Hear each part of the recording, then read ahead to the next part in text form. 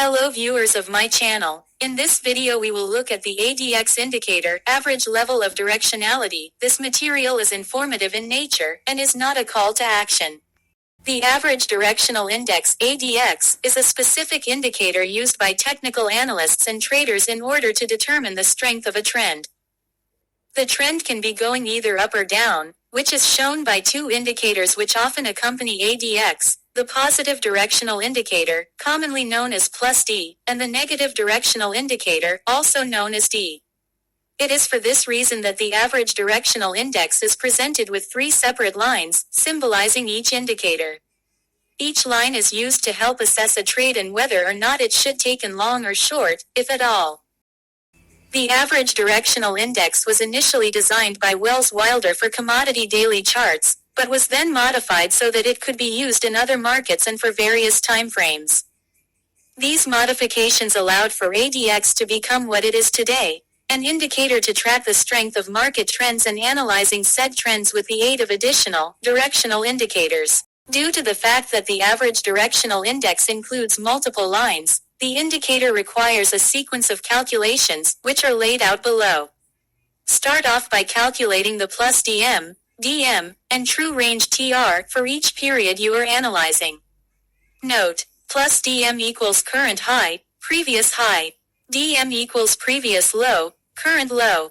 You can use +DM when the current high, previous high greater than previous low, current low. Use DM when the previous low, current low greater than current high, previous high. The TR is the greater of the current high, current low, the current high, previous close, or the current low, previous close. Go ahead and smooth your period averages of +DM, DM, and TR. Then, insert the DM and +DM values to calculate the smoothed averages of those. First XTR equals sum of first XTR readings, X equals number of. Next XTR value equals first XTR, prior XTR, 14 plus current TR. Then divide the smooth +DM value by the smooth TR value to get your +D value. Multiply this value by 100. Divide the smooth DM value by the smooth TR value to get your D value. Multiply this value by 100. The formula for the directional movement index DX is +D minus D, then divided by the sum of +D and D. All of these are absolute values. Multiply this value by 100. In order to get the ADX, you'll need to continue calculating the DX values for X periods. Smooth the results of the periods in order to get your ADX value. First ADX equals the sum of X periods of DXX. Finally, ADX equals prior ADX * 13 plus current DXX. The average directional index ADX, as well as the negative D positive +D directional indicators, are momentum indicators and help investors determine the strength of a trend and trend direction. The average directional index projects market price, and it is clearly seen when prices move up when +D is above D, and when the prices move down when D is above +D. When there are crosses between both +D and D lines, it can signify potential trading signals, as a bearish or bullish market emerges. A trend shows the most strength when the average directional index is above 25, potential signal to buy, and a trend is weak or the price is considered trendless if the ADX reaches below 20 according to the concept creator, Wilder. Keep in mind, if ADX is below 20, it might not be the most ideal time to enter a trade. If the market presents itself as not following a specific trend, this does not mean that the price isn't moving, rather that it could be making a change or the direction is not currently present. Crossovers between indicator lines can occur quite often. In the case that this occurs too frequently, there will most likely be confusion among traders and the potential for money loss can be high. These moments in question are known as false signals, and are most common when ADX is calculated below 25. The average directional index should be combined with other indicators that examine price and others that can help filter signals and control risk to get the most out of the tool. Like most indicators, it works best when paired with highly functioning data processors and other analytical tools. Average Directional Index (ADX) breakout is a trend strength indicator that affirms the belief that trading in the direction of a trend and continuing to follow its pull is more profitable for traders, while simultaneously reducing risk. ADX was traditionally used and developed to determine a price's trend strength. It is commonly known as a tool from the arsenal of experienced entrepreneur and currency trader. Calculations for the ADX breakout indicator are based on a moving average of price range expansion over a specific period of time. By default, the setting rests at 14 bars. This, however, is not mandatory, as other periods are routinely used for analysis as well. The ADX line is used to measure and determine the strength of a trend, and so the direction of this line and its interpretation are crucial in a trader's analysis. As the ADX line rises, a trend increases in strength and price moves in the trend's direction. Similarly, if the ADX line is falling, a trend decreases in strength and price then enters a period of consolidation or retracement. Traditionally, the ADX is plotted on the chart as a single line that consists of values that range from 0 to 100. The line is non-directional, meaning that it always measures trend strength regardless of the position of a price's trend up or down. Essentially, ADX quantifies trend strength by presenting in both uptrends and downtrends of the line. Values associated with the ADX line help traders determine the most profitable trades and where risk lies in the current trend. It is important to know how to quantify trend strength and distinguish between the varying values in order to understand the differences in trending versus non-trending conditions. Let's take a look at ADX values and what they mean for trend strength. ADX value 0 to 25 signifies an absent of weak trend. 25 to 50 signifies a strong trend. 50 to 75 signifies a very strong trend. 75 to 100 signifies an extremely strong trend. To delve into this a bit further, let's assess the meaning of ADX if it is valued below 25.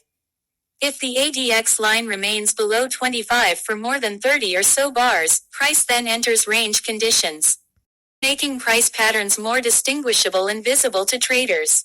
Price will move up and down between resistance and support in order to determine selling and buying interest and may then eventually break out into a trend or pattern. The way in which ADX peaks, EBS, and flows is also a signifier of its overall pattern and trend momentum. The line can clearly indicate to the trader when trend strength is strong versus when it is weak. When ADX peaks are pictured as higher, it points towards an increase in trend momentum. If ADX peaks are pictured as lower, you guessed it, it points towards a decrease in trend momentum.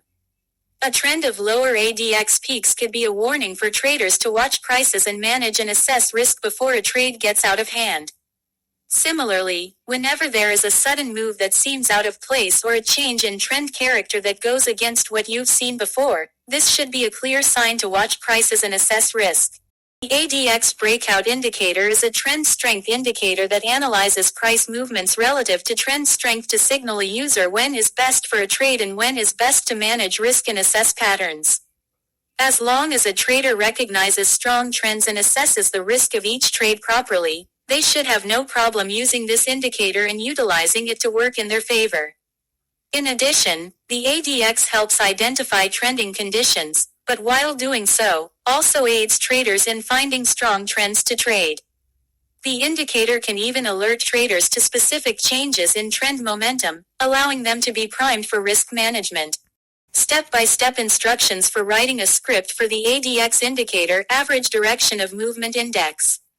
First, we will define what is required from our indicator, and then we will start writing how it will do it. What our indicator will do.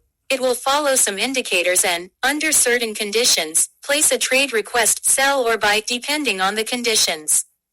This is called a trading strategy. Before writing an indicator, you first need to develop a strategy that you want to automate in the indicator. Let's concretize our strategy, which we will apply. We will use the moving average indicator with a period of 8. You can choose any period, but in this strategy we will use a period of 8. We want our indicator to buy if the 8-period moving average, hereinafter referred to as MA8 for convenience, rises and the current closing price is above it. The indicator should sell when the MA8 falls and the closing price is below the MA8. We are also going to use another indicator called average directional movement, ADX, with a period of 8 to determine if the market is trending. This is necessary in order to enter the market when it is in a trending state. In order to implement this, we will place a trade request to buy or sell when the conditions specified above occur, as well as when ADX values are greater than 22. If ADX greater than 22, but decreases or ADX 22, we will not place trade requests even if the conditions set out in paragraph 2 occur. We want to protect ourselves by placing stop-loss orders at 30 points, take profit at the level of 100 points. First thing we do here is check if there are enough bars on the current chart. The number of bars on any chart can be found using the bars function. It has two input parameters. The first one is symbol. The symbol of the current chart can be obtained using the predefined variable underscore symbol, and the period or time frame of the current chart for the current chart, the predefined variable underscore period. If the number of bars on the chart is less than 60, our indicator will not work and exits the function. The function displays a message in a separate window. This function prints out the values of the argument's parameters separated by commas. In our case, only one value is output as a string and the function exits. Our indicator should perform trading operations only at the beginning of a new bar, so we need to solve the problem of determining the fact of the appearance of a new bar. In other words, the indicator will not work on every tick. The conditions will be checked and trading will be performed only after the bar is formed. We will start by declaring a static variable in which we will store the bar time. We have defined it as static because we want its value to be preserved across a new function call. Then we will be able to check its value with a variable, which is also declared, but as an array of one element, it will be used to store the time of the current bar. We also declare a boolean isNewBar variable and set its value to false. Its value will be set to true only if it is determined that a new bar has appeared. The copyTime function is used to get the bar time. It copies the bar time into the new underscore time array, which consists of one element. In this walkthrough, we were able to walk through the basic steps required to write a simple script for an indicator based on a given trading strategy. We have considered how you can check the indicator for errors using a debugger. The resulting indicator is not perfect or complete yet. Many improvements still need to be made for its use in live trading. There is still a lot to learn. I recommend taking another look. Try everything you have learned in this example, and I can assure you that soon in the not too distant future you will be able to write trading indicators yourself. This article demonstrated the technology of decomposing the history of transactions into indicators, which made it possible to build a system of filters based on standard indicators. According to the test results, this system showed a tangible result in the profitability of the analyzed indicator. The proposed system can be used not only when optimizing an existing trading system, but also when trying to create a new one. To sum up, the average directional index is a great tool for technical analysis and determining the strength of a trend, whether it be going up or down. Pair it with other indicators to analyze trends and find when it is a good time to place a trade, given market status.